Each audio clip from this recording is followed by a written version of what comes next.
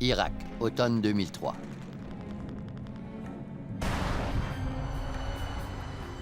Un avion cargo civil décolle de l'aéroport international de Bagdad. Quelques secondes plus tard, l'équipage perd la maîtrise de l'appareil. Il ignore ce qui déstabilise son avion. Les hommes parviendront-ils à maîtriser leur mastodonte de 100 tonnes? Leur survie dépend du genre d'atterrissage forcé et risqué que jamais personne n'a réussi à effectuer jusqu'à présent.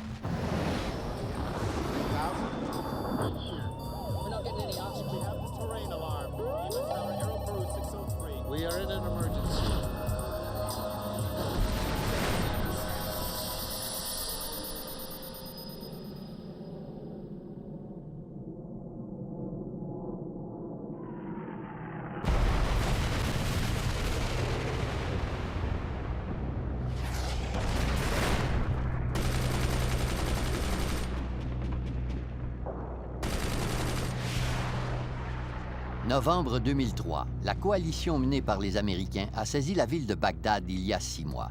L'armée irakienne est défaite et le président déchu Saddam Hussein est toujours en cavale. Les groupes clandestins armés sont la plus grande menace sur le territoire. Ils visent les civils irakiens et étrangers. Pour déstabiliser le pays et peut-être déclencher une guerre civile, ils ont saccagé les réserves militaires pour s'emparer des armes d'infanterie, même les missiles sol-air. Bagdad est un endroit extrêmement dangereux.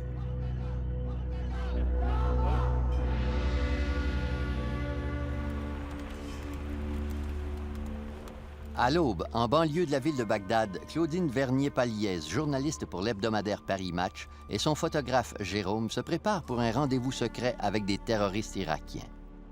Comme tous les autres journalistes, elle veut savoir qui sont ces terroristes et quelles sont leurs revendications.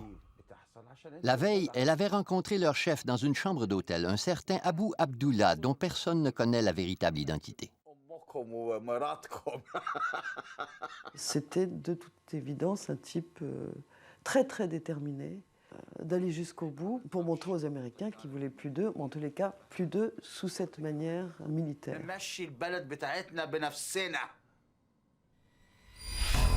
L'aéroport international de Bagdad joue un rôle clé dans la mission des Américains. Les avions militaires s'y rendent quotidiennement pour acheminer des provisions aux militaires et aider à reconstruire le pays ravagé par la guerre. Pour contrer la menace terroriste, l'armée américaine a établi une zone de sécurité autour de l'aéroport, surveillée par des hélicoptères Apache. Sur le tarmac se trouve l'un des rares avions civils à atterrir à l'aéroport, un Airbus A300 du service de messagerie DHL. Son mandat est d'acheminer le courrier des soldats. Baghdad Tower, Oscar Delta Lima Lima, Airbus A300 cargo, apron with information Sierra, request start. L'armée australienne se charge du contrôle de la circulation aérienne à Bagdad. Oscar Delta Lima Lima, clear to start. Before start checklist. Start to... Le capitaine Éric Genotte, 38 ans, est un célibataire belge. Il a réalisé son plus grand rêve l'an dernier en devenant capitaine de l'Airbus A300. M245. Valve closed, EGT 610. Mario Roffaille, le mécanicien navigant, habite en Écosse avec son épouse et ses enfants. À 54 ans, il est le membre de l'équipage le plus âgé et le plus expérimenté. Il a visité plusieurs endroits dangereux. Start one. Valve open. Le copilote Steve Mickelson, un Belge de 29 ans, s'est marié il y a à peine 3 mois. Les transporteurs aériens de fret permettent aux jeunes pilotes de gagner les heures et l'expérience nécessaires pour piloter des avions commerciaux. 016 Kruger. DHL se rend à Bagdad depuis 6 mois, mais aucun de ces hommes ne gagne une prime de risque puisque l'aéroport est une oasis dans une zone chaotique et dangereuse. Pourtant, ils sont conscients du danger qui les entoure.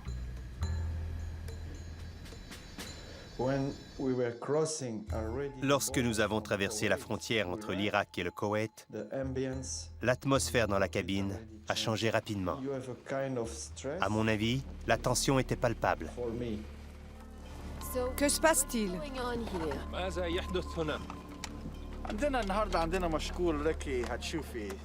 Nous allons mener une opération spéciale.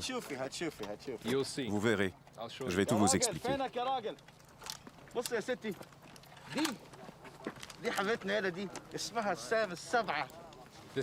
Voici un missile sol-air. Il appartenait à l'ancienne armée irakienne. Nous en avons environ 28. Nous les avons volés dans 2 différents dépôts irakiens. Nous en avons utilisé 25. Il n'en reste que 3. Ce sont des missiles à tête chercheuse thermique, capables de détecter la chaleur émise par les moteurs des aéronefs. Ce missile est de bien meilleure qualité. Nous en possédons quelques-uns. On devrait l'utiliser aujourd'hui. Il a déjà fait ses preuves. Quand? On a abattu un avion à Nasiriyah. On a tué 177 personnes. On a abattu un autre avion rempli d'Américains. On a tué 70 personnes. Personne n'en avait jamais entendu parler, ce qui m'a quand même paru un petit peu gros, parce que l'aéroport, quelque part, tout le monde le voit depuis Bagdad.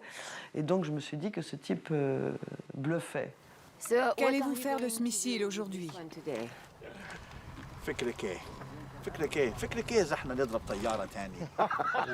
On va battre un autre avion, bien entendu.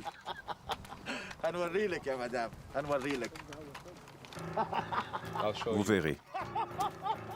Les journalistes sont stupéfaits. Et si cet homme disait vrai? Ce n'est pas le scoop qu'il recherchait. S'il ne bluffe pas, il risque d'être témoin d'une hécatombe.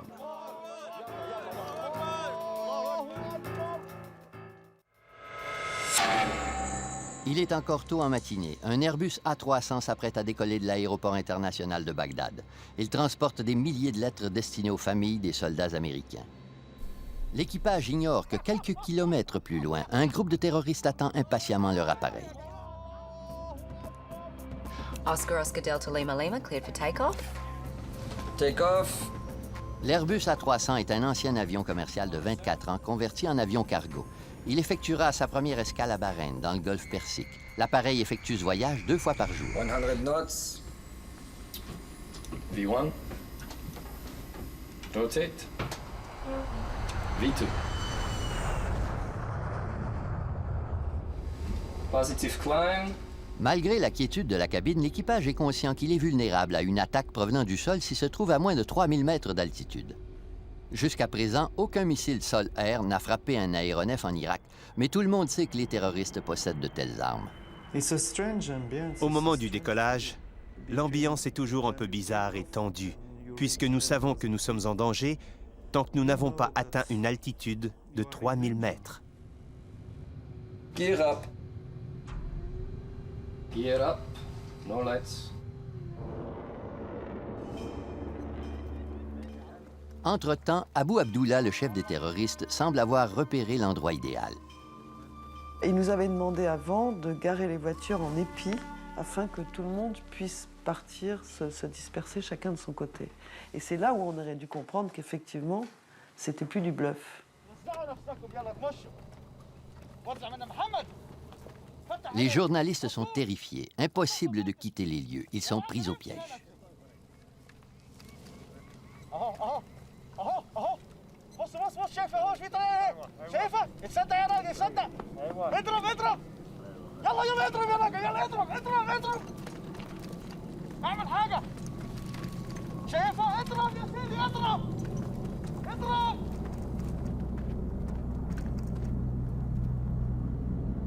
Voici une vidéo tournée par les terroristes. Ils la livreront aux médias à Bagdad le lendemain.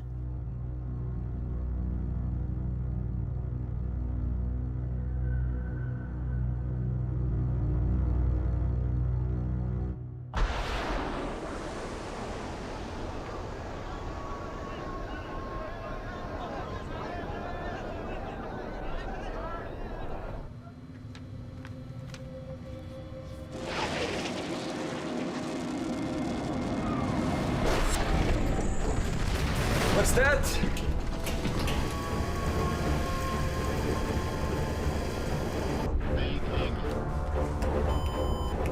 We've lost green and yellow.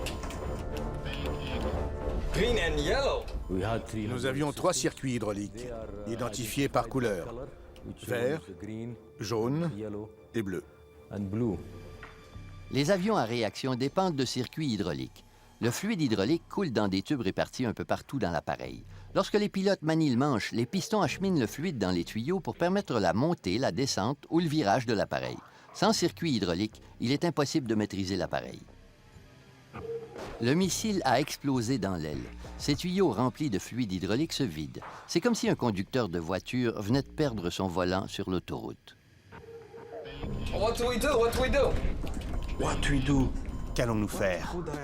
Je ne savais pas quoi répondre. Je n'avais aucune réponse à lui offrir. La question était beaucoup trop difficile. Il fallait absolument que l'on fasse quelque chose. J'ai demandé l'avis du capitaine. Sur le coup, il nous a dit de faire demi-tour. Un avion à réaction peut fonctionner malgré la défaillance de l'un des circuits hydrauliques, peut-être même de deux. Mais si les 3 circuits ne fonctionnent plus, aucune des commandes ne répondra.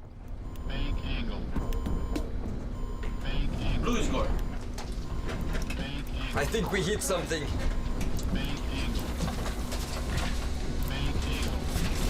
Blue is gone. We've lost all hydraulics. Aucun circuit hydraulique ne fonctionne. L'appareil dégringolera dans quelques minutes. Toutes les procédures que nous avions apprises au fil des ans ne servaient à rien. On devait rester calme et faire preuve de bon sens, tout en se fiant à notre expérience. On devait analyser chaque option,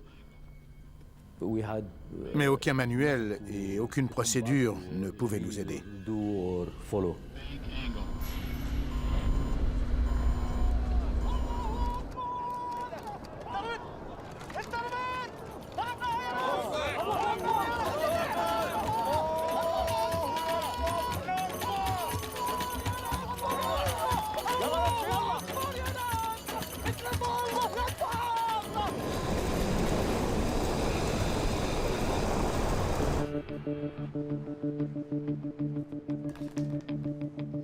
That DHL is in trouble.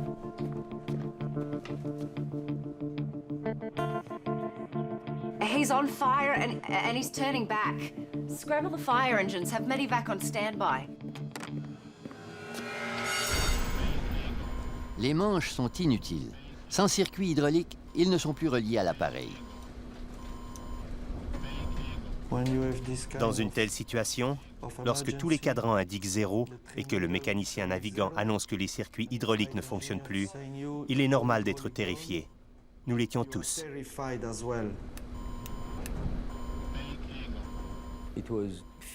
Nous avions très peur et nous ne maîtrisions plus l'appareil. Celui-ci a grimpé jusqu'à 3700 mètres d'altitude. L'appareil se comporte étrangement. Il grimpe jusqu'à près de 3800 mètres d'altitude, puis commence à dégringoler par lui-même avant de grimper de nouveau.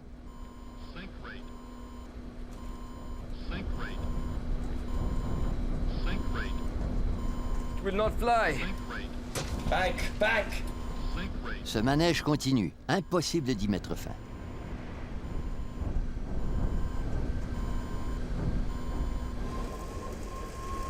L'équipage n'arrive pas à contrôler les mouvements de l'appareil. Pourtant, il doit reprendre la maîtrise du mastodonte pour atterrir. Je regrettais amèrement d'être allé en Irak. Je savais que la situation était dangereuse. Comment allais-je me sortir de ce pétrin?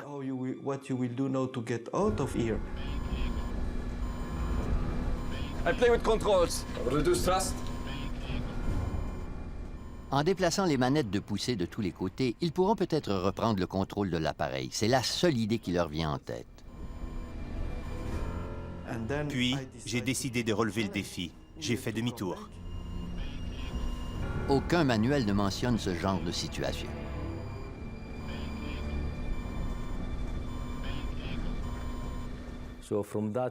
Tous les manuels, toutes les procédures étaient inutiles. We have engines. We can use the thrust. Il ne leur reste que 2 moteurs en bon état. Mais comment piloter et atterrir sans manette? Aucun autre appareil n'a jamais atterri sain et sauf en se fiant simplement à ses moteurs.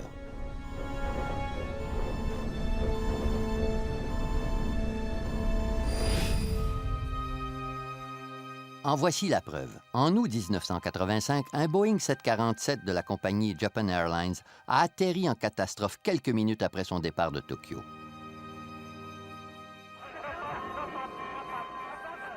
La cloison arrière a éclaté, entraînant avec elle la majeure partie de la dérive et sectionnant tous les conduits hydrauliques. Sans circuit hydraulique, les pilotes étaient impuissants. L'appareil et ses 524 passagers survolaient les montagnes du Japon. L'avion vacillait dans les airs et les pilotes étaient incapables de le maîtriser. C'est un vrai miracle que les pilotes aient pu rester dans les airs pendant une demi-heure, même après avoir perdu tous les circuits hydrauliques. L'appareil a décrit un cercle autour des montagnes jusqu'à ce qu'il les percute. Il était impossible d'atterrir.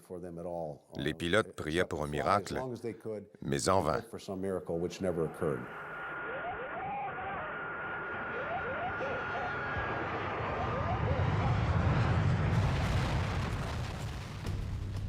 Le Boeing 747 s'est écrasé dans les montagnes.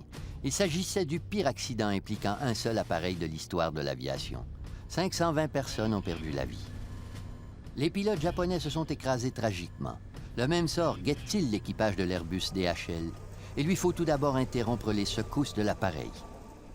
L'appareil a tendance à faire d'énormes soubresauts. Il accélère en dégringolant, ce qui lui donne une plus grande portée. Puis il grimpe de nouveau, ce qui le fait ralentir et diminue sa poussée. Et ainsi de suite. Dans cette situation, il est très difficile pour les pilotes de maîtriser l'appareil.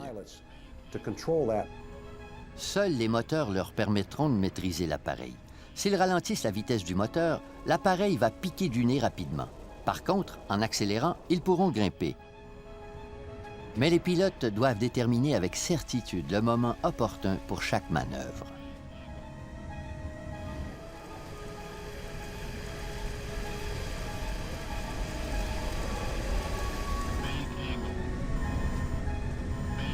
Il existe un autre problème. L'aile gauche endommagée cause une traînée qui les fait tourner en rond dans le sens contraire des aiguilles d'une montre. Il est déjà très difficile de maintenir l'assiette en tangage. Mais en plus, notre poussée était asymétrique. Notre avion tournait continuellement vers la gauche puisque l'aile gauche était endommagée.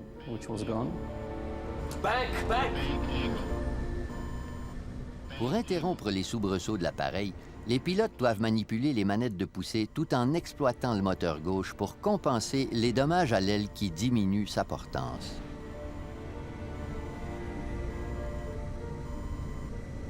L'appareil bondit violemment pendant quelques minutes. Puis les pilotes maîtrisent enfin la trajectoire de vol. Jamais nous n'avons pu maîtriser l'appareil de façon permanente. Nous avons stabilisé la trajectoire de vol, mais à 3 ou 4 reprises, nous avons perdu la maîtrise de l'appareil. L'équipage réalise enfin qu'un missile a frappé l'aile gauche de l'appareil. L'Airbus est le premier avion civil à subir les contre-coups de la guerre. Je savais que l'appareil était en feu. Mon but était de faire demi-tour et d'atterrir. J'avais peur. Nous avions tous peur qu'un deuxième missile nous frappe.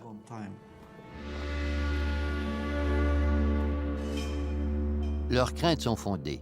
Abu Abdullah, le chef des terroristes, compte abattre l'appareil de DHL.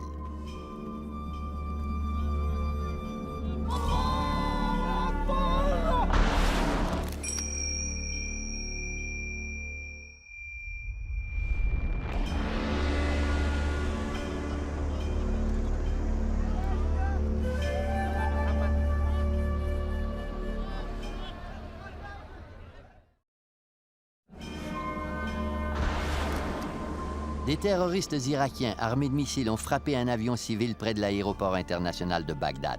L'aile gauche a pris feu et l'équipage n'arrive pas à maîtriser l'appareil. Les terroristes veulent l'abattre à tout prix. Il a tiré un second missile qui a raté l'avion. Et c'est à ce moment-là qu'il a dit « Maintenant, tout le monde s'en va » et tout le monde s'est dispersé.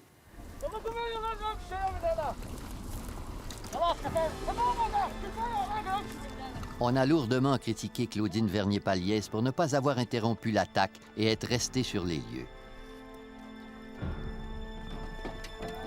Je pense que n'importe quel journaliste dans notre situation aurait réagi exactement de la même manière que nous. De même qu'on nous a reproché de ne pas avoir dit au chef, quand il nous a dit on va tirer un avion, de ne pas avoir dit monsieur on ne veut pas, on s'en va. D'une part, si on lui avait dit ça, je pense que c'était une balle dans la tête, c'était évident. Et puis d'autre part, jusqu'au dernier moment, jusqu'au moment où il a tiré vraiment le missile, on n'a pas pensé qu'il le ferait. On a pensé qu'il continuait à bluffer.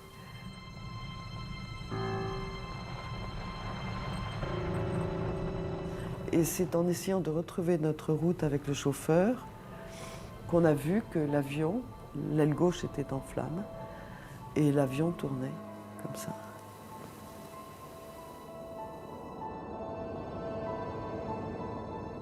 C'était comme dans un film, c'était comme quelque chose d'irréel.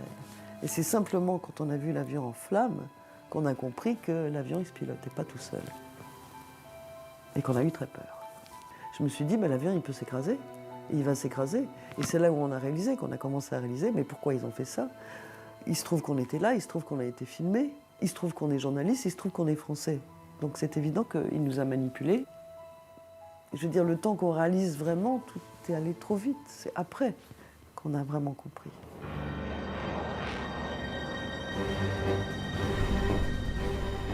L'équipage ignore l'existence du deuxième missile. Cette vidéo percutante diffusée en exclusivité a été tournée par la caméra infrarouge d'un hélicoptère américain Apache. Ces hélicoptères patrouillent régulièrement les environs de l'aéroport à la recherche de terroristes.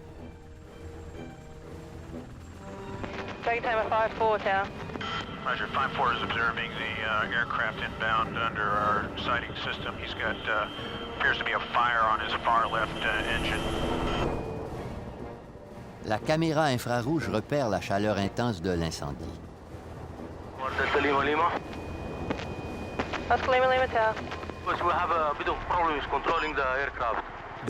Un hélicoptère volait tout près de nous.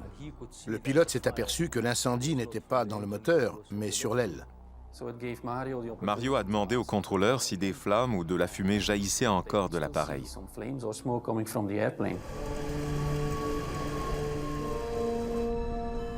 Could you confirm if there's smoke coming from the aircraft or fire or anything like that? Tower Dragon Tamer 5-4 You can still see smoke and flame coming from the left tip of the left wing. Okay, left wing tip, fire and smoke, huh? That's affirmative. Thank you.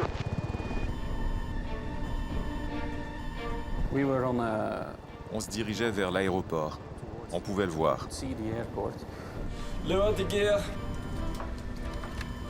Can I take control? No, I have control.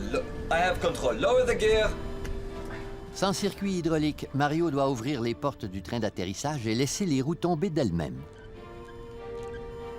Le capitaine disait que l'on devait atterrir. Il a demandé à Mario d'abaisser le train d'atterrissage, ce qui est normal dans les circonstances.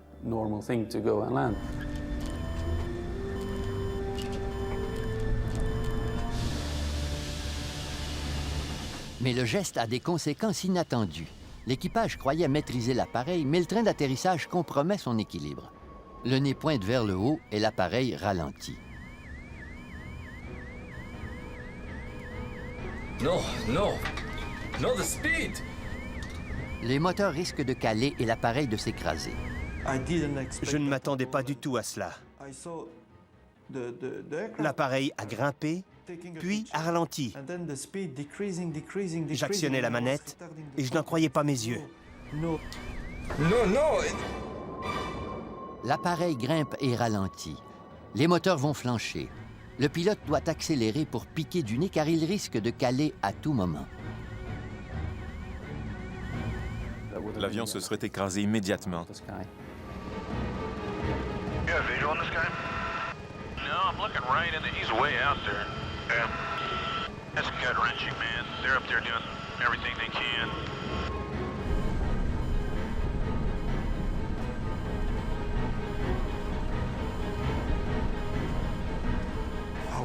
Je craignais que l'un des moteurs n'étouffe.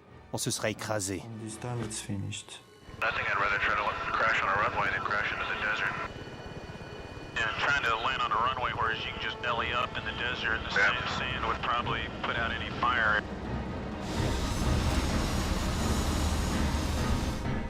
L'équipage accélère prudemment.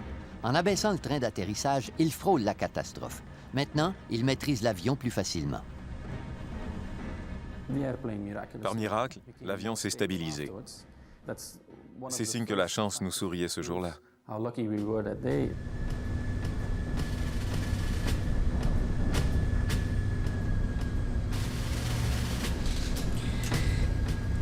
Let's land. Tower Delta Lima Lima. Oscar Oscar Delta Lima Lima, Baghdad Tower. Can you make approach now? Runway is clear for landing.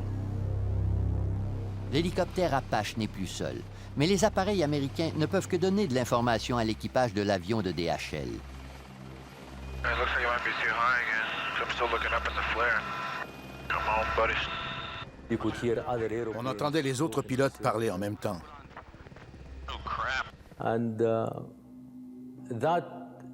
C'était un peu pénible. Oscar Oscar Delta Lima Lima. Could you please clear 33 left for us as well? Because I think we don't have flight controls as well. Oscar Oscar Delta Lima Lima, runway 33 left is available as well if you need to land there. Okay, keep both runways open for us. No more talking, bye. L'avion de DHL arrivera à l'aéroport sous peu, mais le copilote fera une découverte catastrophique qui forcera son collègue à effectuer une dernière manœuvre spectaculaire. We must land. We are too close. We need a long final.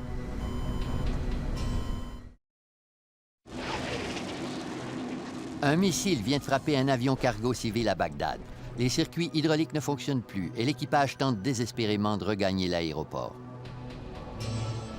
Did you know tank 1 Alpha is empty? L'essence s'écoule rapidement des réservoirs d'essence situés dans l'aile gauche. L'un d'entre eux est vide. Back.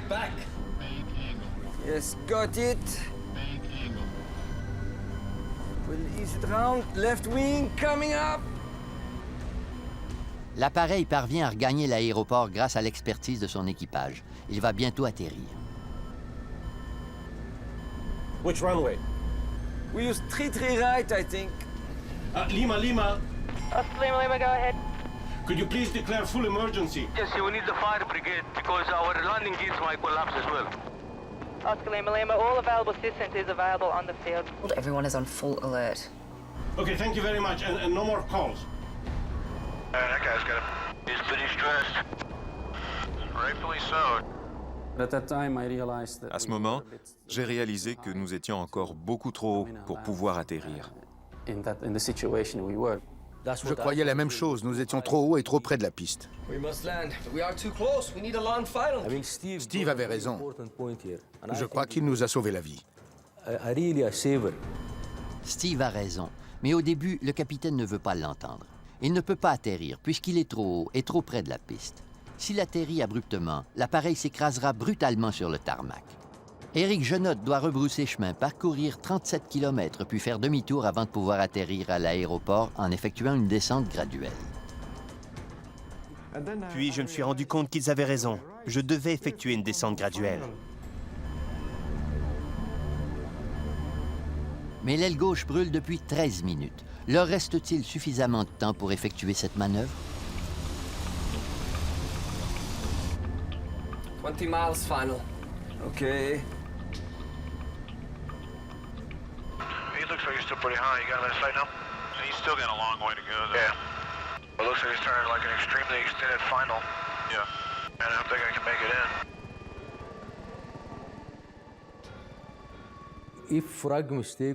Si nous étions restés dans les airs 15 minutes de plus, le bout de l'aile aurait peut-être cédé.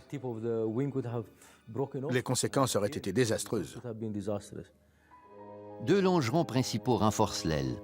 Le missile a causé une fissure de 5 mètres dans le longeron arrière. Celui-ci risque de céder à chaque secousse.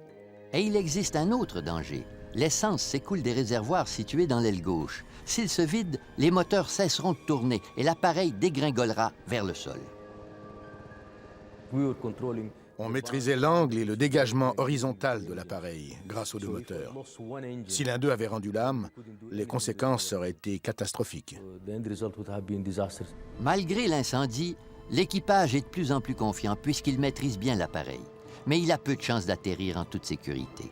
Seul un avion commercial a presque réussi un atterrissage sans circuit hydraulique. En 1989, aux États-Unis, l'équipage de ce DC-10 de United Airlines a perdu toutes les commandes de l'appareil après l'explosion d'un des moteurs. Les aubes de turbine avaient sectionné tous les conduits hydrauliques. L'appareil contenait 296 passagers. Les pilotes avaient repris la maîtrise de l'appareil en actionnant les manettes de poussée, tout comme l'équipage de DHL. Mais à la dernière minute, la catastrophe est survenue à proximité du petit aéroport de Sioux City, en Iowa.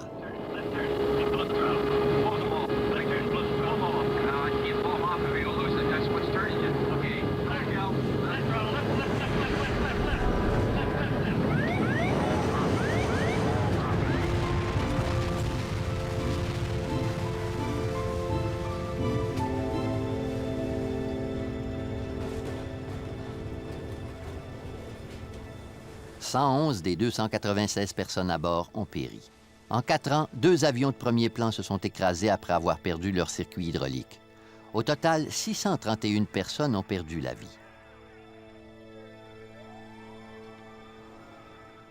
L'enquête du Conseil national de la sécurité des transports sur l'écrasement à Sioux City a provoqué une étude sur la maîtrise des appareils qui doivent fonctionner sans circuit hydraulique.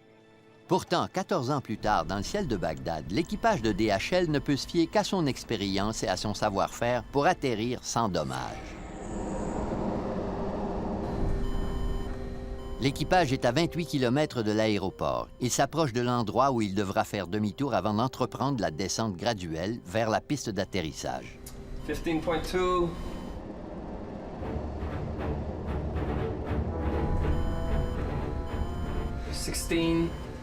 Now we turn right. Not yet. L'expérience est primordiale. On devait se fier à notre savoir-faire et à nos connaissances. Nous étions certains de regagner l'aéroport. Par contre, nous craignons de ne pas pouvoir atterrir. 16.5. Now we turn. 17 miles. Now we turn. Pour tourner vers la droite, ils doivent faire tourner le moteur gauche et vice-versa.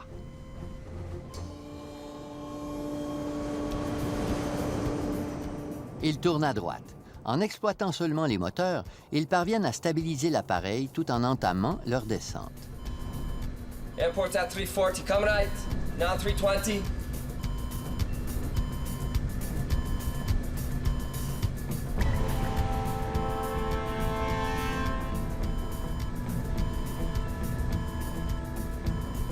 Speed?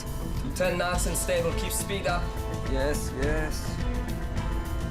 4,000 feet. 3,500 feet. 3,200 feet. 310 on the heading. Contre toute attente, ils devront maintenir leur vitesse pour atterrir, sinon l'appareil piquera du nez et s'écrasera au sol. Un atterrissage normal s'effectue à 300 km à l'heure. L'Airbus s'approche de la piste à 400 km à l'heure. On ignore si le train d'atterrissage supportera une telle secousse.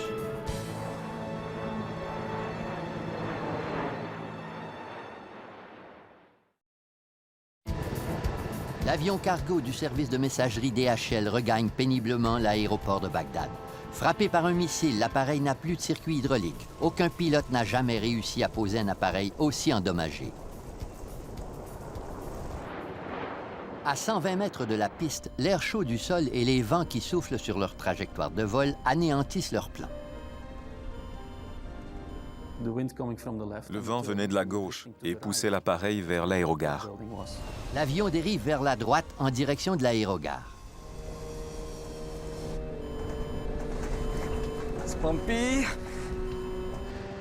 L'avion s'approche de la piste d'atterrissage. Il pique dangereusement du nez et son aile gauche s'affaisse graduellement.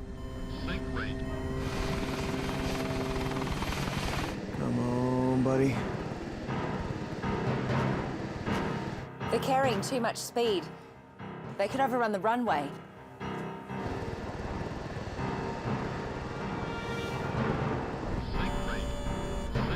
Keep the speed up. We are going left. Yes, I increase. If we go to Iceland landing, may go off the runway. They are landing 3-3 left. Fire trucks on standby, Medivac on standby.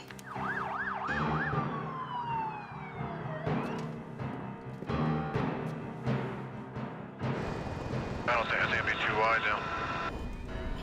Steady. Steady. J'allais mourir.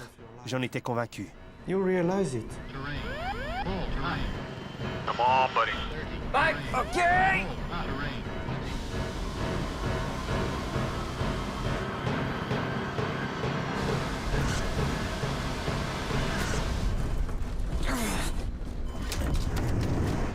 Oh.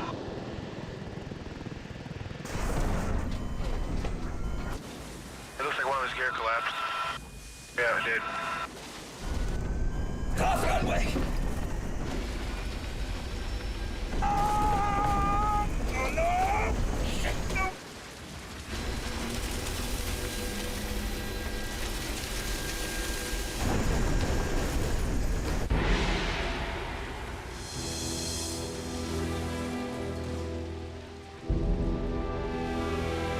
He's in the dirt. Dirt, or did he just come off the runway? That's what's left of him.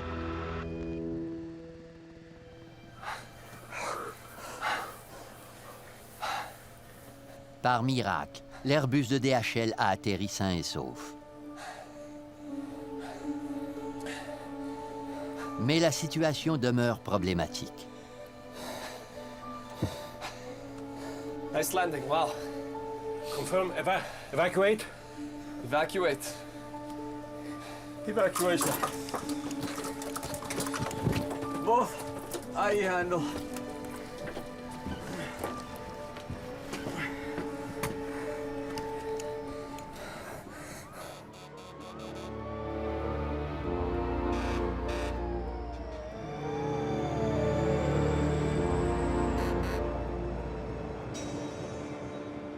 Pour comble de malheur, après avoir atterri sain et sauf, l'équipage doit faire face à un danger inattendu. She might blow. Hey guys, don't move! That area has unexploded ordnance. Do not move! What's that? He's saying there might be bombs here. I don't believe this. We're coming to get you! L'endroit est couvert de munitions explosives non explosées, un souvenir du combat contre l'armée de Saddam Hussein pour le contrôle de l'aéroport. Now we get to you, we're gonna back up and you gotta follow in our tracks.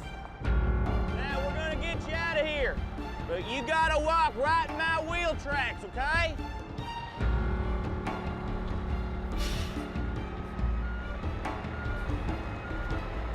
Keep coming. Keep coming, it's not much further now.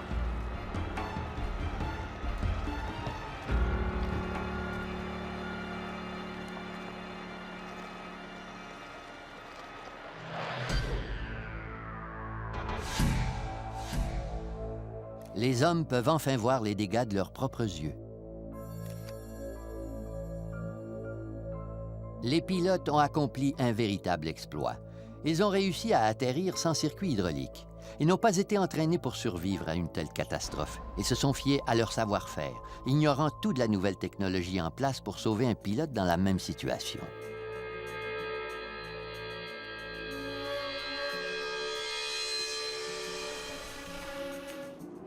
En 1989, les scientifiques de la NASA ont entamé des recherches sur le phénomène des atterrissages sans circuit hydraulique. Des ingénieurs et des pilotes ont conçu un logiciel capable de pallier la défaillance des circuits hydrauliques. Il s'agit du PCA, un système qui permet de prendre des commandes du moteur par ordinateur. Le concept est simple. Le pilote indique à l'ordinateur de gestion de vol les diverses manœuvres, grimper, tourner ou effectuer une descente. Plutôt que d'envoyer ces commandes par les circuits hydrauliques, l'ordinateur les achemine directement au moteur. Cet appareil MD-11 met le logiciel à l'épreuve en atterrissant sans circuit hydraulique. Le pilote se fie simplement au gaz du moteur. Il ne touche à aucune manette car l'ordinateur achemine ses ordres au moteur. Malgré l'absence de circuit hydraulique, l'atterrissage du MD-11 est semblable à celui d'un appareil qui fonctionne normalement. Les passagers s'en sortiraient donc indemnes. L'incident de Bagdad a ravivé l'intérêt envers ce logiciel de la NASA. Il pourrait améliorer les systèmes déjà en place dans les appareils modernes. Avec ce logiciel, l'Airbus de DHL aurait subi beaucoup moins de dégâts. De plus, il permettrait de sauver la vie de centaines de passagers volant à bord des avions commerciaux. Un des plus grands partisans de ce logiciel de la NASA est le capitaine Dennis Fitch, un des pilotes qui a survécu à l'écrasement du DC-10 à Sioux City. C'est un logiciel phénoménal. Les tests démontrent qu'il peut sauver la vie de l'équipage et des passagers. Les appareils modernes se fient entièrement au circuit hydraulique. En cas de panne, ce logiciel peut faire la différence entre la vie et la mort. Comme pilote, je trouve cela très rassurant.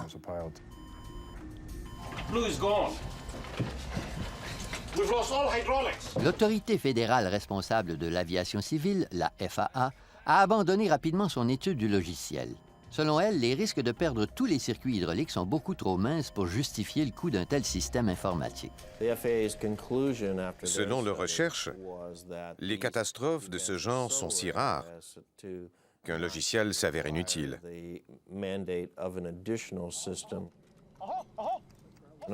Mais les dirigeants de la FAA n'ont jamais imaginé qu'un missile sol-air frapperait un appareil.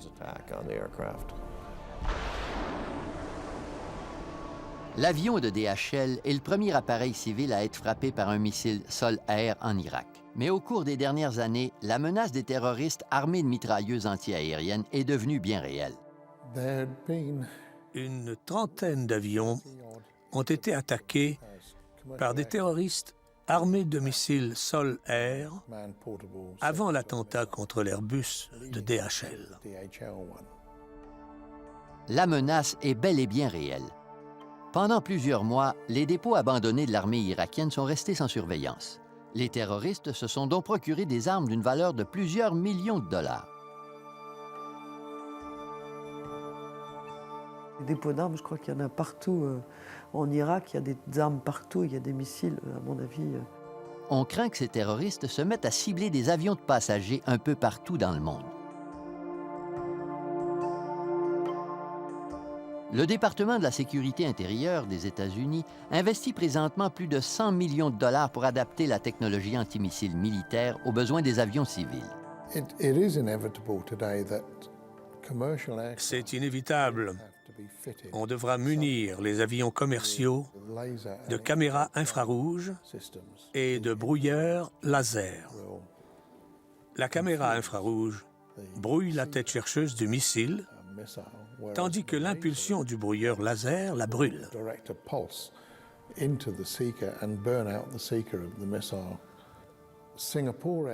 Les compagnies aériennes Singapore et Qantas cherchent à incorporer ces systèmes à bord de leurs appareils. L'avion privé de la reine Élisabeth, celui du président américain et ceux de la flotte du roi de Jordanie sont tous équipés de ces systèmes. Le terrorisme fait partie de notre quotidien et cette situation risque de durer longtemps. On ne peut pas vaincre le terrorisme, mais on peut se protéger et contrôler son ampleur. Si on ne le fait pas, on risque notre avenir.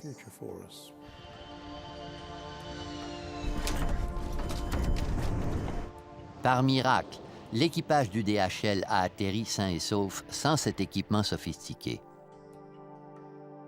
Aucun autre appareil n'a jamais pu atterrir sans dommage après avoir été victime d'une attaque au missile.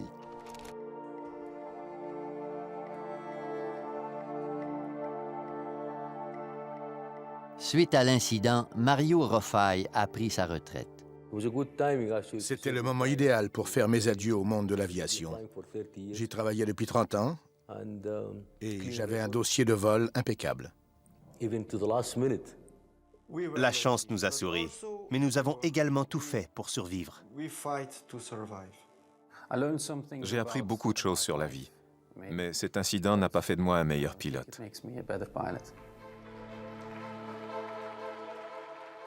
Les 3 pilotes ont obtenu les plus grands honneurs de l'aviation civile en reconnaissance de leur exploit.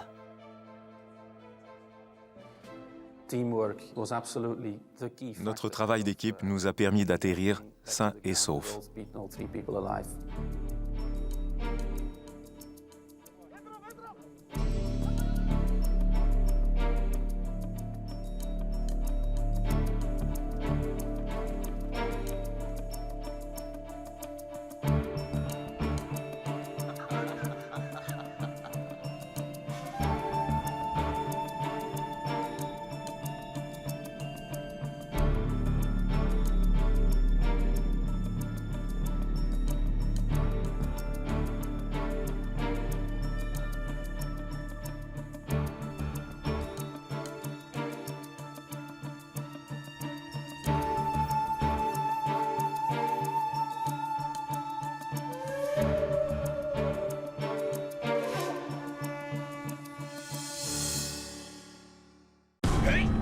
Il s'agit d'une des pires catastrophes aériennes de l'histoire de l'aviation. Un gros porteur se trouvant à 7300 mètres d'altitude se déchaîne, effectuant une série de montées et de descentes vertigineuses. Une erreur commise des années auparavant met plus de 500 vies en danger. C'est seulement par hasard que les enquêteurs découvriront la cause de l'accident impliquant un seul avion, le plus meurtrier de l'histoire. Voici le récit de l'écrasement du vol 123 de la compagnie Japan Airlines.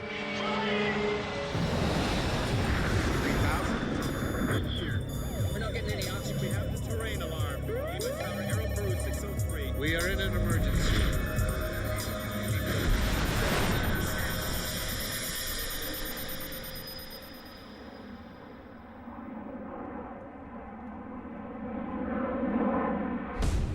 Tokyo, Japon, le 12 août 1985. La plupart des Japonais se préparent pour l'Obon, un congé férié durant lequel les gens des grandes villes rendent hommage à leurs ancêtres en retournant dans leur ville natale pour se réunir avec leur famille. L'aéroport Haneda de Tokyo est bondé. Des milliers de voyageurs tentent de retourner chez eux. Les gros porteurs pullulent sur l'aire de trafic. Les vols sont si populaires au Japon que Japan Airlines doit utiliser des Boeing 747 pour effectuer ses vols intérieurs. Le centre de contrôle régional de Tokyo surveille tous les appareils survolant le centre du Japon, incluant ceux qui effectuent le trajet entre les deux grands aéroports de la ville, Haneda et Narita. Il est 18h et la soirée ne fait que commencer. C'est un long week-end typique. La liste des passagers est longue et les contrôleurs aériens sont débordés. Roger, approved as you request. Cathay 456, turn right on heading 250, climb and maintain flight level 240. Les passagers du vol 123 de Japan Airlines montent à bord de leur avion à l'aéroport Haneda. Parmi les passagers se trouve la jeune Yumi Ochai. Elle est agente de bord chez Japan Airlines, mais aujourd'hui est jour de congé.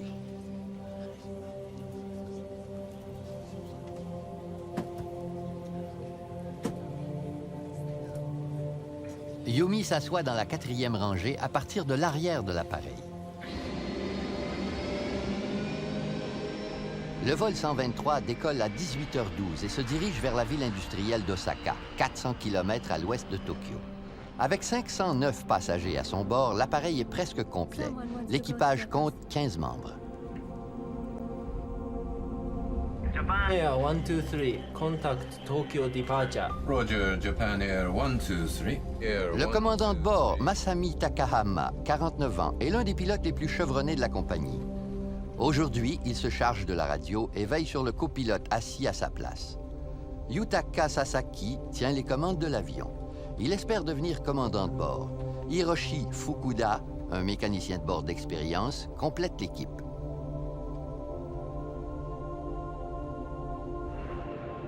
Tokyo departure, Japan Air 123. Passing 800. Le vol 123 se dirigera au sud de la baie d'Enshu, puis longera la côte en direction sud-ouest avant de tourner abruptement à droite pour atterrir à Osaka. Le vol durera 54 minutes.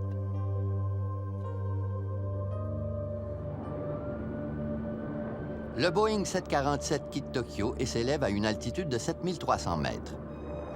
12 minutes après le décollage, la boîte noire de l'appareil indique que tout se déroule comme prévu. Hello, Pet. What's the problem?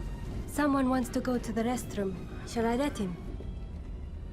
La boîte noire enregistre la demande du passager. Il veut aller aux toilettes avant que le voyant de ceinture de sécurité ne s'éteigne. C'est une demande anodine.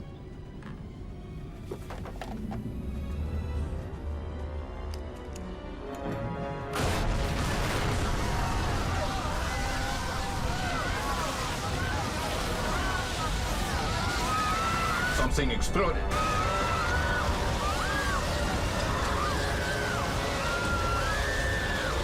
L'air s'échappe de la cabine. Les masques à oxygène tombent automatiquement du plafond lorsque la pression de l'air chute.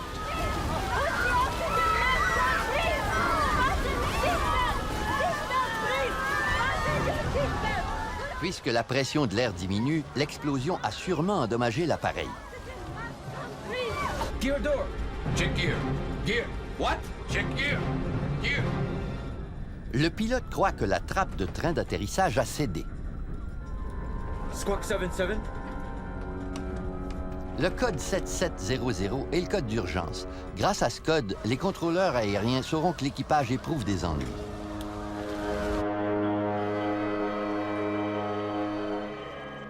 Chaque avion est identifié à l'écran.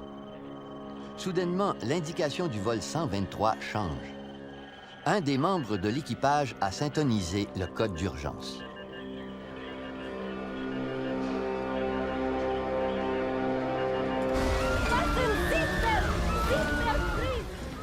L'équipage est stupéfait. Il sait seulement qu'une explosion a fait chuter la pression de l'air et qu'il perd lentement la maîtrise de l'appareil. Mais les instruments de bord n'offrent aucune explication. Engines. All engines okay. Right turn. L'appareil refuse d'obéir aux commandes des pilotes. It's dropping. Right turn. Right turn. Hydraulic pressure. It's dropping. Les commandes de vol fonctionnent grâce à la pression hydraulique. La gouverne de profondeur permet à l'avion de monter et de descendre. La gouverne de direction et les ailerons lui permettent de tourner. Il est impossible d'actionner ces commandes grâce à des leviers et des câbles. C'est plutôt le fluide hydraulique qui circule dans les conduites qui permet de maîtriser l'avion. Ce fluide assure la survie de l'appareil. Tokyo, Japan Air 123, request immediate. Trouble. Request return back to Haneda. Over. Roger, approved as you request. Turn right to heading 090. Put the mask on securely. Put the band around your head like this. Don't bang so much. Yes. Crew members, please help out with the oxygen bottles. Prepare the oxygen bottles, please. Don't bang so much. Turn it back. It won't go back. Aucune commande ne fonctionne. L'équipage est incapable de maîtriser l'appareil qui se trouve à 7300 mètres d'altitude et circule à une vitesse de près de 500 km/h. L'incertitude augmente et les pilotes savent qu'ils doivent atterrir le plus vite possible. Roger, now descending. Le contrôleur aérien est surpris. Plutôt que de faire demi-tour vers l'aérogare, l'appareil dévie de sa trajectoire et s'éloigne de l'aéroport Haneda. No. No. 123. Negative. Please confirm that you are declaring emergency. That's right? That's affirmative. Request the nature of your emergency. Hydraulic pressure all lost. All lost. No, look. Lost. Yes. L'équipage semble paralysé. Il ne communique ni avec la compagnie aérienne, ni avec la tour de contrôle. Les contrôleurs au sol ne savent pas que le système hydraulique ne fonctionne plus, mais selon leurs instruments, l'appareil dévie de sa trajectoire et les pilotes ne semblent plus le maîtriser. Right turn, descend. Look at his altitude. Up and down, up and down. But now, on control. Put your heart into it or it'll stall. Le mauvais fonctionnement du circuit hydraulique cause de sérieux problèmes. Depuis quelques minutes, l'appareil vole de façon erratique. Il monte, puis se renverse et plonge plus de 1200 mètres avant de s'élever à nouveau. Les pilotes n'y comprennent rien. Pire encore, ils sont incapables de stopper ce mouvement de montagne russe.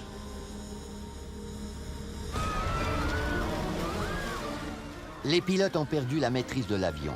Le pire cauchemar des passagers devient réalité. Dans la cabine, la confusion et la panique augmentent rapidement.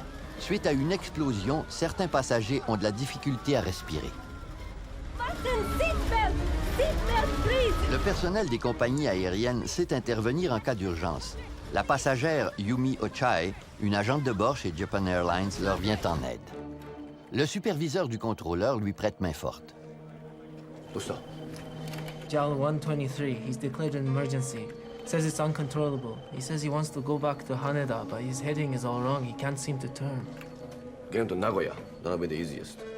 It's a straight line. La meilleure solution serait d'envoyer l'appareil à l'aéroport de Nagoya, qui se situe à 130 km droit devant.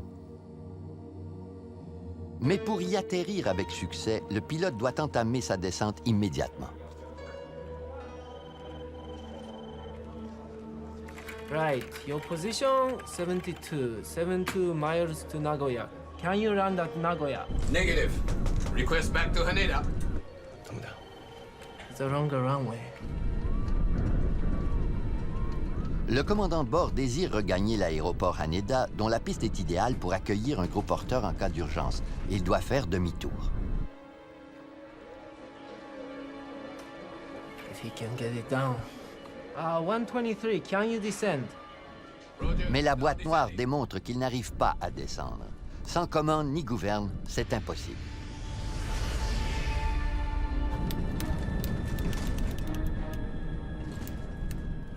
L'explosion s'est produite il y a 5 minutes. Une agente de bord arrive enfin à joindre le pilote pour l'informer de la situation dans la cabine. Yes, what is it? Elle annonce au mécanicien de bord que l'explosion s'est produite à l'arrière de l'appareil et provenait peut-être de la soute à bagages. So... There's a baggage compartment furthest to the rear. Listen, right now the baggage compartment right at the back has collapsed. I think we'd better descend. Ils doivent atterrir rapidement avant que tous les passagers ne perdent conscience. Mais le commandant de bord semble être paralysé. All the passengers are using their masks. Shall we descend a little? Le commandant de bord ne répond pas. Les membres de l'équipage souffrent possiblement d'hypoxie, un manque d'oxygène au cerveau. The R5 pet? À cette altitude, l'oxygène se fait de plus en plus rare dans le sang. Les facultés s'affaiblissent, puis la perte de conscience s'ensuit. The R5 pet? Yes, I understand. Captain, the R5 mask have stopped! La situation est critique près de la porte R5. Les réserves d'oxygène sont vides. Les agents de bord doivent fournir de l'oxygène en bouteille aux passagers. Le commandant et son équipage sont de plus en plus confus. I think we better make an emergency descent. Yes. Shall we use our mask too? We better. I think we better use the oxygen mask. Yes. Mais ils ne mettent pas leur masque. Personne ne sait pourquoi. Est-ce par indécision ou parce que leurs facultés sont déjà affaiblies par l'hypoxie? Chez Japan Airlines à Tokyo, les opérations aériennes sont avisées de la situation. Celles-ci les déconcertent tout autant. Elles savent simplement que plus de 500 vies sont en danger. Elles doivent cerner le problème et trouver une solution avant que l'avion ne s'écrase. Japan Air 123. This is Japan Air Tokyo. Tokyo Control said they received an emergency call from you. Listen, right now the R5 door has broken. Roger. Is the captain returning to Tokyo? What? Can you return to Haneda? Just a moment. We are making an emergency descent. We'll contact you again in a little while. Keep monitoring us, please. Roger. R5 door. Could it have come off? Si la porte est tombée, l'air qui s'échappe de l'appareil risque d'avoir provoqué une décompression explosive. Les passagers ont peut-être été aspirés dans un trou béant à des kilomètres du sol. Mais il existe un scénario pire. La porte a peut-être endommagé la queue de l'appareil en la percutant. La queue stabilise l'appareil. Les gouvernes de profondeur et de direction contrôlent chaque mouvement de l'avion. Si la queue est endommagée, les opérations aériennes seront incapables d'intervenir auprès de l'équipage. La trajectoire en zigzag du vol 123 l'entraîne à portée de la base aérienne américaine Yokota, au nord de Tokyo. Le contrôleur a entendu la conversation entre l'avion et le centre de contrôle régional de Tokyo. Il veut intervenir en leur offrant la possibilité d'atterrir à la base militaire. Japan Air 123, Japan Air 123, Yokota approach. If you hear me, contact Yokota. Les pilotes sont débordés et ne répondent pas. Puisqu'ils ont perdu la maîtrise des commandes, ils tentent d'utiliser les manettes de poussée. Celles-ci leur permettent de contrôler la vitesse de l'appareil.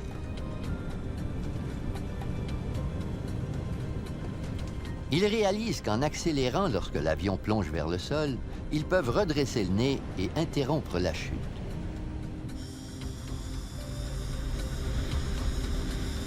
Et lorsque l'avion monte, il suffit de ralentir pour que l'appareil pique du nez et plonge de nouveau vers le sol. Ces manœuvres sont évidemment inhabituelles, mais puisqu'elles fonctionnent, les pilotes y ont recours pour maîtriser le comportement erratique de l'appareil. Les pilotes tentent une deuxième expérience. En accélérant les moteurs à bâbord, ils tournent l'appareil à tribord en direction de Tokyo. Mais la chance ne leur sourit pas longtemps. Leurs mouvements sont de moins en moins synchronisés et le Boeing 747 s'emballe de plus belle. Lower the nose. Yes. Both hands. How about gear down? Gear down! Should we put the gear down? Ils veulent ralentir et stabiliser l'appareil en abaissant le train d'atterrissage. Doesn't work. Should I lower the alternate? Pour des raisons de sécurité, les Boeing 747 ont un système électrique autonome qui permet d'abaisser le train d'atterrissage en cas d'urgence. Ce système fonctionne toujours si les moteurs tournent. En abaissant le train d'atterrissage, les pilotes stabilisent l'appareil. La résistance du train réduit le tangage de l'avion, mais empêche les pilotes de maîtriser la trajectoire de l'avion avec les moteurs. Stall. Max power. Max power. Max power. À proximité du mont Fuji, la plus haute montagne du Japon, l'appareil tourne brusquement à droite et plonge vers le sol.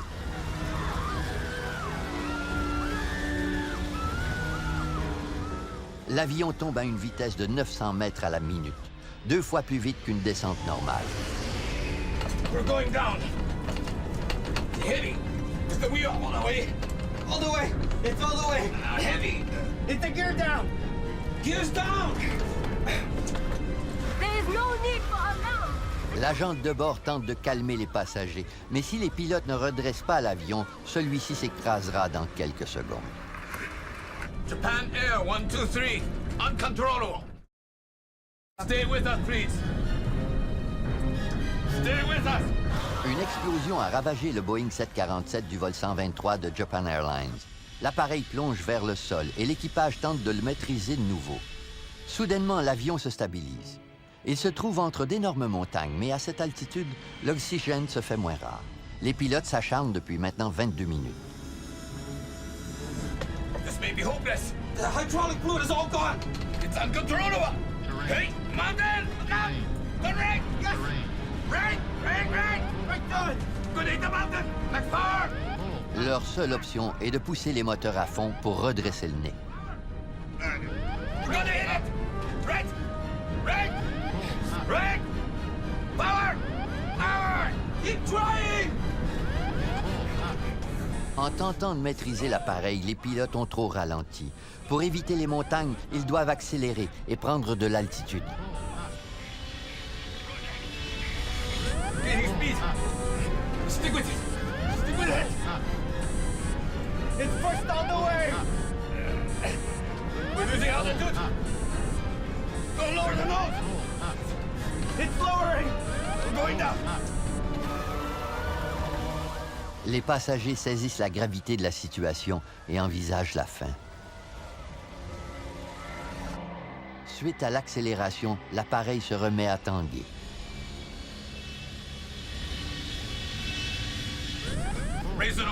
Il n'y a plus rien à faire.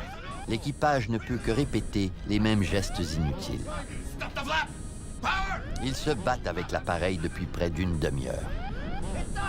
Japan Air 123, Japan Air 123, Yokota approach on guard. Les contrôleurs aériens japonais et américains veulent venir en aide aux pilotes en leur fournissant toute l'information et le soutien nécessaire.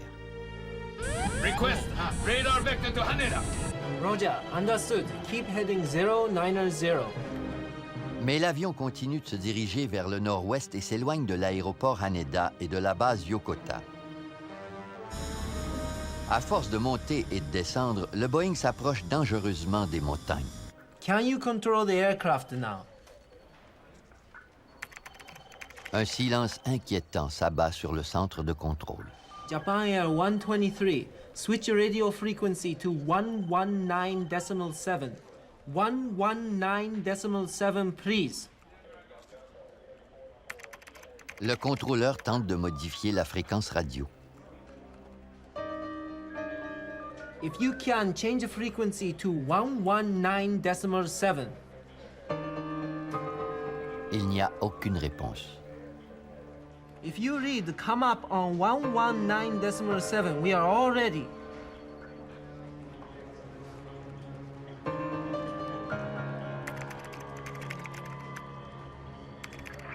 Japan Air 123. Yes, we've selected 119.7. What is our position?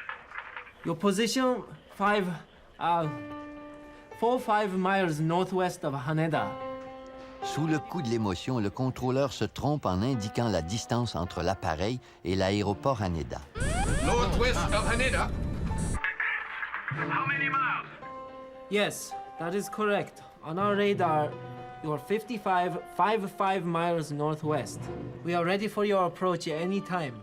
Yokota is also available for landing. Let us know your intentions. Over. Les services d'urgence de l'aéroport Haneda sont sur le qui-vive en attendant l'arrivée du vol 123. Yes, Roger. They say we're 25 miles west of Kumakaya. Mais soudain, l'appareil amorce un plongeon vertigineux. Power! Flap up! Flap up! Flap up! Power!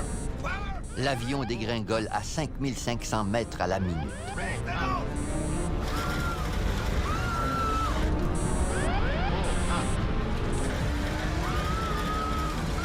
Flap up! Flap up! Flap up! Hit up! Raise the nose!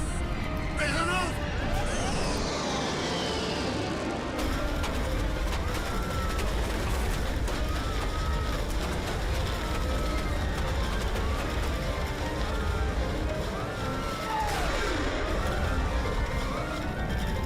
Raise the nose!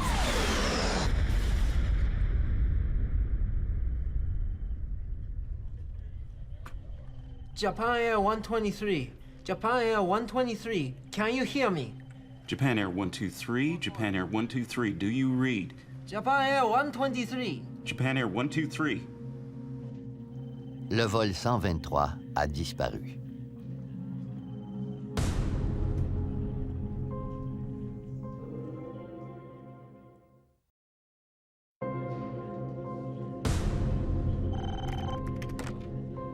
Le centre de contrôle régional de Tokyo a perdu tout contact avec le vol 123 de Japan Airlines. Un avion américain survolant la région est témoin du drame. Il rapporte avoir vu des flammes dans les montagnes environ 100 km à l'ouest de Tokyo.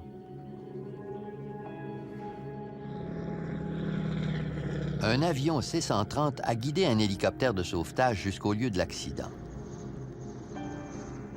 Les Marines américains étaient prêts à descendre les montagnes pour atteindre le Boeing 747 en flammes, mais on leur a ordonné de retourner à la base militaire.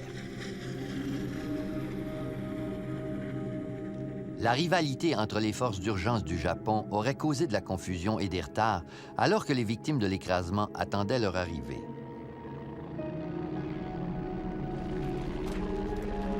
Au cours de la nuit, les forces japonaises d'autodéfense sont arrivées sur les lieux. Le commandant Isuzu Omori repère les débris à bord de son hélicoptère et annonce sa découverte par radio. Minokayama, Victor 107. I see something. I see flames in about 10 spots over an area of about 300 meters square.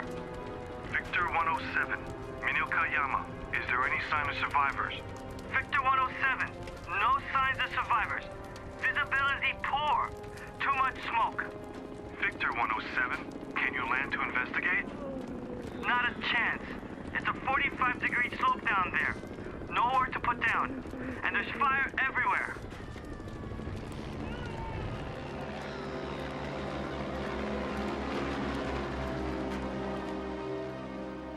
Il n'y a aucun signe de survivant. Le commandant Omori refuse d'atterrir en pleine nuit. Il rebrousse chemin vers la base.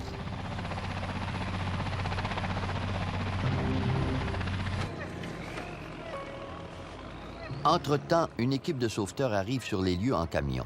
Puisqu'elle ne s'attend pas à découvrir de survivants, elle passe la nuit dans un village à 68 km de l'écrasement.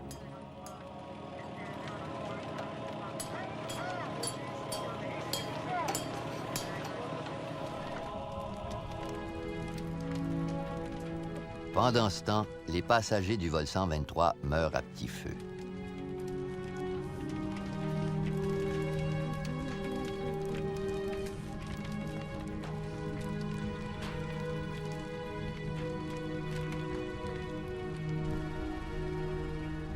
Le lendemain matin, les autorités commencent à mieux comprendre les derniers moments du vol 123. Le Boeing 747 s'effrayait un chemin dans la forêt près du sommet du mont Osutaka, au nord du mont Fuji.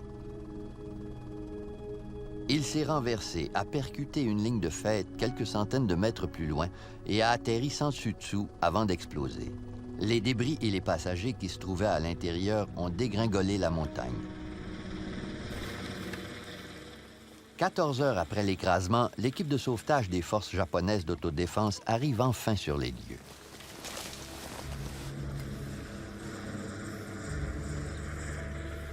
Il s'agit du pire accident impliquant un seul appareil dans l'histoire de l'aviation.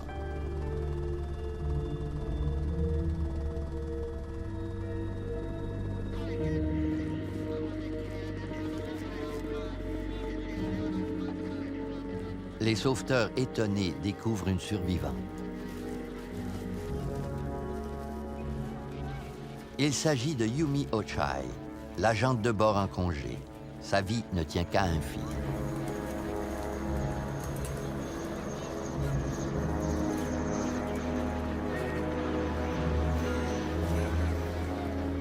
Elle n'est pas seule. Les sauveteurs découvrent une fillette de 12 ans coincée dans les branches d'un arbre. Ils la transportent à l'hôpital par hélicoptère.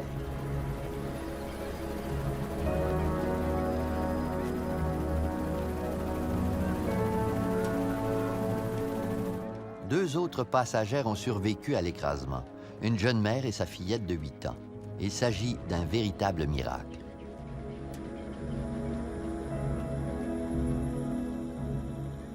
Mais comment ont-elles survécu? Le corps humain peut supporter une décélération maximale 25 fois plus élevée que la force de gravité. Mais selon les enquêteurs, les passagers assis à l'avant de l'appareil auraient subi un arrêt soudain de plus de 100 G causé par la vitesse à laquelle l'avion a percuté le sol.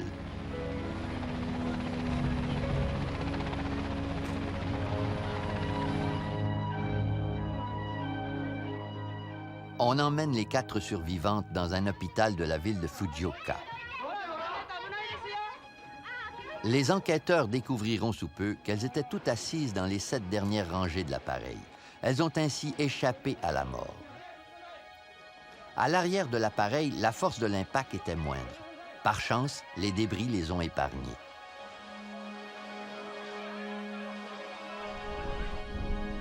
Yumi Ochai souffre de fractures au bassin et au bras. Elle est restée plusieurs heures clouée au sol en attendant les secours. Selon son témoignage, plusieurs autres passagers auraient survécu à l'écrasement. Après l'écrasement, j'ai entendu plusieurs personnes. Leurs cris venaient de partout autour de moi. Un garçon criait « Maman !» Une jeune femme suppliait « Venez vite !» Soudainement, j'ai entendu un jeune garçon crier « D'accord, je vais tenir bon !» Je crois qu'il était d'âge scolaire. Dans le noir, j'entendais le grondement d'un hélicoptère. Il n'y avait aucune lumière, mais selon le bruit, il se trouvait très près de nous. Je croyais qu'il allait nous sauver, et je me suis mise à faire signe de la main. Mais il s'est éloigné. J'ai hurlé désespérément « Non, ne quittez pas, à l'aide !» Je n'entendais plus les voix du garçon et de la jeune femme. On sait maintenant que plusieurs passagers sont décédés d'hypothermie en attendant les secours.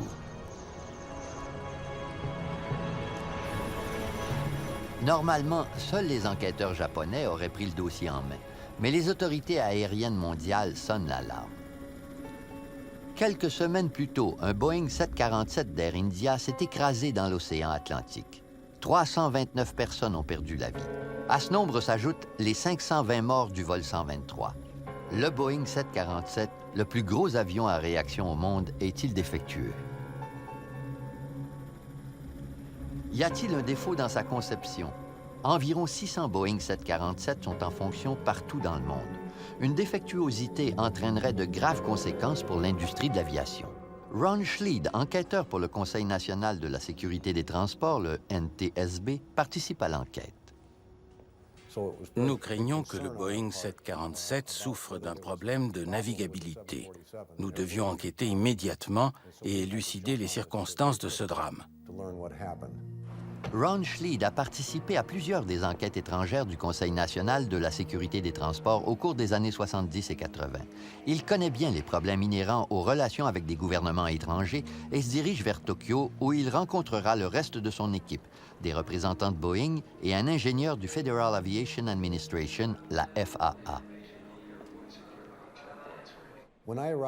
À mon arrivée à Tokyo, l'atmosphère était très tendue. Les médias nous poursuivaient et la population était en colère. Sur les lieux, Ron Schleed constate que les policiers japonais mènent l'enquête avec une main de fer. Ils épient les moindres gestes de son équipe comme s'il s'agissait d'un lieu de crime.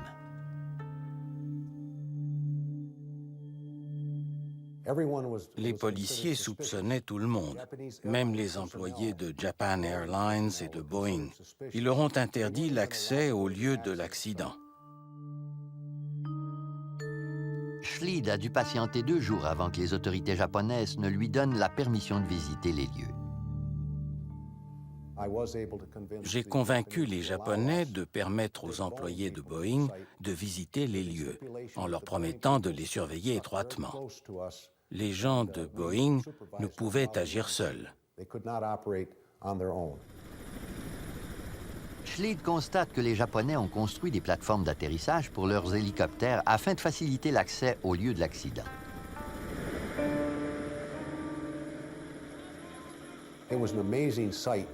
Des débris jonchaient la montagne. Chaque pièce de l'avion était méconnaissable.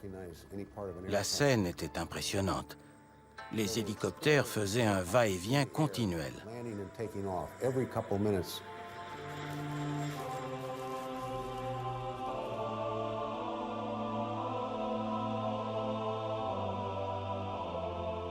Parmi les débris du Boeing de Japan Airlines se trouvent des monuments commémoratifs érigés par les membres des familles des victimes qui sont parvenus à se frayer un chemin jusqu'au site de l'écrasement. Des fleurs ne cessent de pleuvoir sur les enquêteurs. Je me souviens de gros hélicoptères blancs qui nous survolaient. Je crois qu'il s'agissait de Chinook. Les familles des victimes se trouvaient à bord, ils observaient les lieux de l'accident et lançaient des fleurs.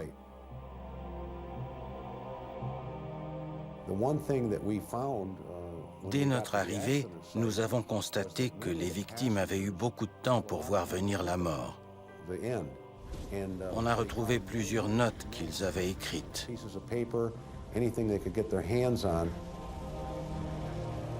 Ma chère épouse, notre vie ensemble a été merveilleuse. Je suis très fier de ce qu'ont accompli nos enfants. Jamais je n'aurais cru que notre repas d'hier soir serait notre dernier.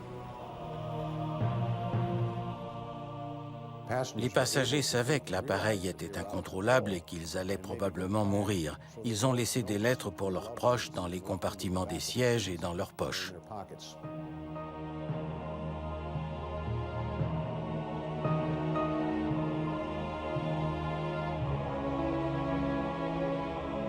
Mais quelle était la cause de cette catastrophe?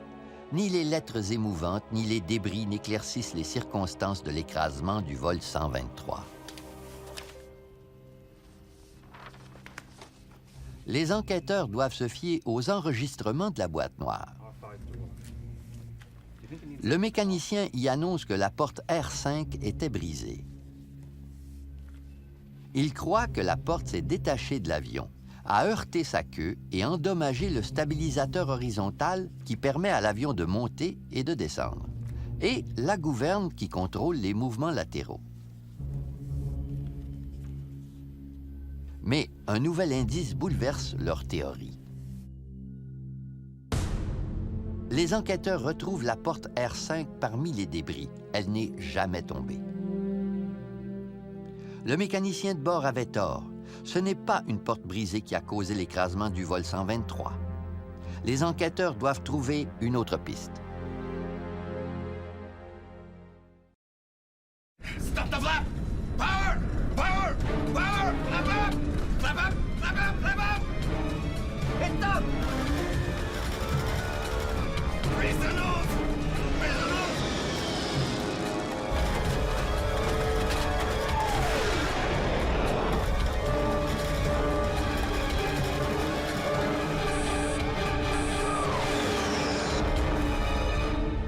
Le vol 123 de Japan Airlines s'est écrasé sur le mont Osutaka, tuant des centaines de personnes. Les enquêteurs craignent que le Boeing 747 ne souffre d'un problème de navigabilité. Ils doivent déterminer la cause de l'écrasement le plus rapidement possible. Une photographie prise par un amateur leur fournit un premier indice. L'image a quelque chose d'inusité. Les techniciens en photographie l'analysent à l'aide d'un ordinateur et rehaussent les éléments flous.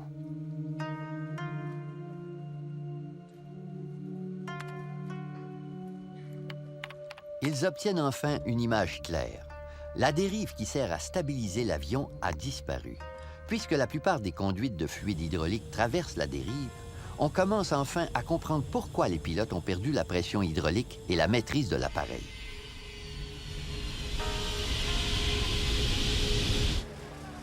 Puis, un destroyer japonais découvre par hasard la dérive de l'avion dans la baie au sud de Tokyo. Elle se trouve à l'endroit où le Boeing a lancé son signal de détresse.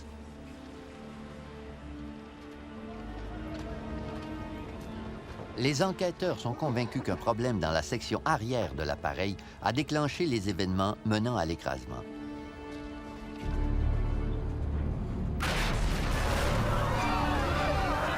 Ils récapitulent les faits. Le plafond à l'arrière de l'avion s'est effondré. Par la suite, l'appareil a subi une décompression explosive. Par conséquent, la dérive a été détruite. Les pilotes ont perdu toutes les conduites de fluide hydraulique et donc la maîtrise de l'appareil. This may be hopeless. The hydraulic fluid is all gone. I'm lost. L'explosion, la décompression, la perte de la dérive et des systèmes hydrauliques. Quel facteur relie ces quatre éléments?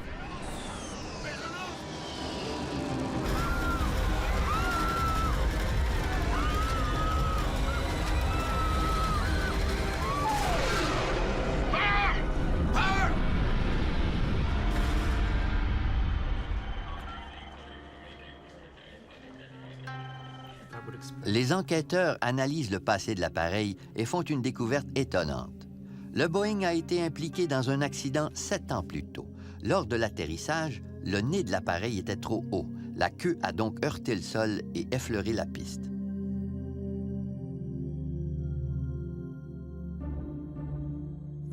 Les mécaniciens ont réparé la queue de l'appareil, ce qui inclut la cloison de pressurisation arrière. Tous les avions doivent être pressurisés afin de diminuer l'inconfort des passagers. La cloison de pressurisation ressemble à un énorme parapluie de métal et se situe à l'arrière de l'appareil. Elle empêche l'air pressurisé de la cabine de s'échapper par la queue de l'avion.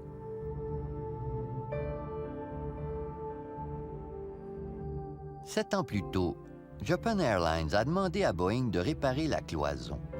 Les ingénieurs ont inséré un nouveau panneau dans la cloison endommagée.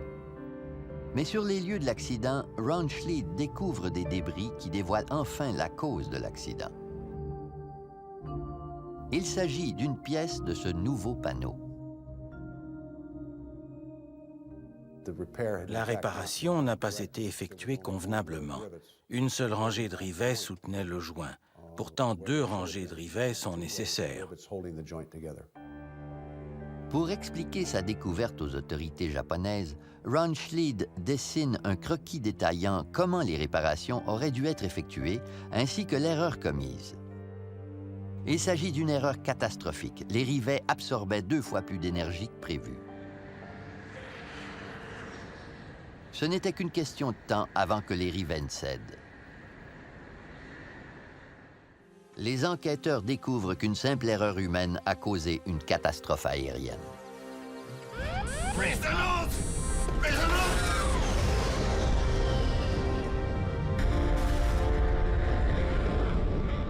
Durant l'été de 1985, le vol 123 de Japan Airlines décolle de l'aéroport Haneda. Le Boeing 747 a déjà effectué 12 318 vols depuis qu'on a réparé sa cloison arrière, bien que les enquêteurs aient affirmé qu'elle ne devait tenir encore que pendant 10 000 vols. L'avion s'élève jusqu'à une altitude de 7 300 mètres. La densité de l'air à l'extérieur diminue tandis que la cabine est pressurisée pour assurer le confort des passagers.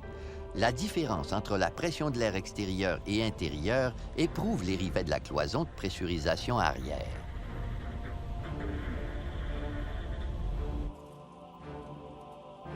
Lors d'un test reproduisant les conditions présentes lors de l'accident, des failles apparaissent autour des rivets jusqu'à ce que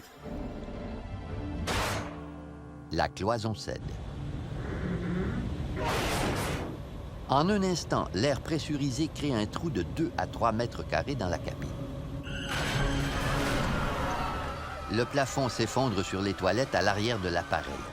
Puis l'air pressurisé déchire la dérive en un rien de temps.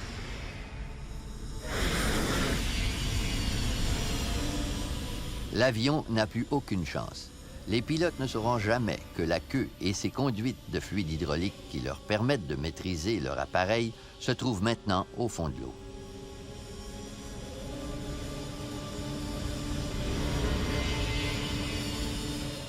Tout cela est logique. Sans la dérive, les gouvernes et les volets, les pilotes sont incapables de stabiliser l'appareil et de le maîtriser. L'appareil est pris dans un mouvement appelé oscillation longitudinale. Lorsque l'avion plonge, il accélère, ce qui occasionne une portance. L'appareil se met alors à remonter, mais en ralentissant, il se renverse et plonge de nouveau. Le cycle se répète continuellement. Le vol 123 plonge plusieurs centaines de mètres à la fois. L'expérience est terrifiante. C'est un miracle que les pilotes aient pu rester dans les airs pendant plus d'une demi-heure après avoir perdu la maîtrise de l'appareil. Mais l'avion a décrit des cercles jusqu'à ce qu'il percute la montagne. Les pilotes n'ont jamais pu atterrir. Ils ne pouvaient qu'espérer un miracle. Malheureusement, leurs efforts ont été vains. Lower the nose. Lower the nose. Yes! Both hands. How about gear down? Gear down! Should we put the gear down? Pour mieux comprendre la situation des pilotes, 4 équipages ont pris place dans un simulateur de vol et ont fait face aux mêmes conditions. Aucun d'entre eux n'a réussi à atterrir. Les pilotes du vol 123 sont restés dans les airs pendant plus d'une demi-heure, entourés de montagnes. Il s'agit d'un véritable exploit. Les causes de l'accident sont claires. Ron Schleed doit annoncer la mauvaise nouvelle à son collègue de Boeing, l'un des concepteurs du Boeing 747. Si l'on avait ajouté une deuxième rangée de rivets comme prévu, jamais la catastrophe ne se serait produite. Lorsque nous lui avons expliqué la situation, il s'est mis à pleurer. Cet homme avait conçu l'appareil, mais ses mécaniciens avaient commis une erreur cruciale qui a causé cet écrasement.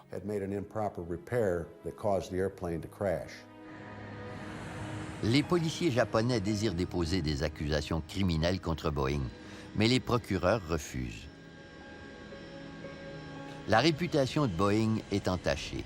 Mais l'entreprise est tout de même soulagée d'apprendre que la conception du Boeing 747 n'est pas en cause. L'avion devient l'un des appareils civils les plus réputés de l'histoire de l'aviation. Mais Japan Airlines, pourtant innocenté, n'est pas au bout de ses peines. Après avoir quitté le Japon, j'ai appris que l'un des directeurs de l'entretien de Japan Airlines s'était suicidé. Le président de Japan Airlines démissionne et les passagers fuient l'entreprise. Au Japon, la rumeur veut que Japan Airlines est le véritable coupable et que Boeing a pris la responsabilité pour son client important. Japan Airlines se remettra péniblement de cette catastrophe, le pire écrasement de l'histoire impliquant un seul appareil.